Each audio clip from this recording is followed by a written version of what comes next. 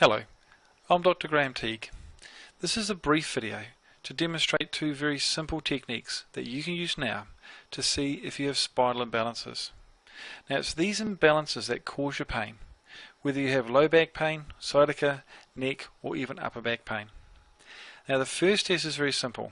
All you're doing is looking at your pelvic height.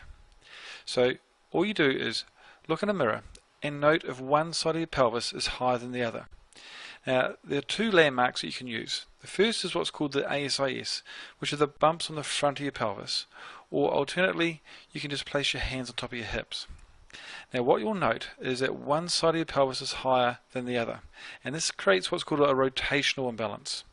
If your left side is higher, you have what's called an LFP, and if you have the right side higher, you have an RFP. Now, the bigger the height change, the bigger the imbalance is occurring in your spine. And also you can look at the side view of your posture, and this is what detects what's called a tilt type imbalance, where you can have a sway back where the curve in your low back is a lot greater, or you may have a flattened spine. Now it's the pelvis which is the foundation of your spine, and it's the imbalances that are centered around here that can create pain throughout your spine, causing both muscle as well as joint tension.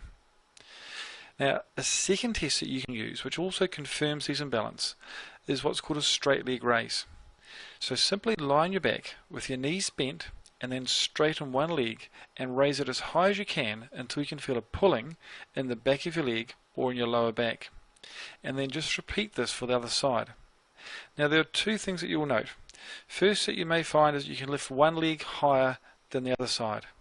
Now if this is the case, then again it confirms that you have a rotational imbalance. Secondly, people should be able to lift their leg up to almost 90 degrees.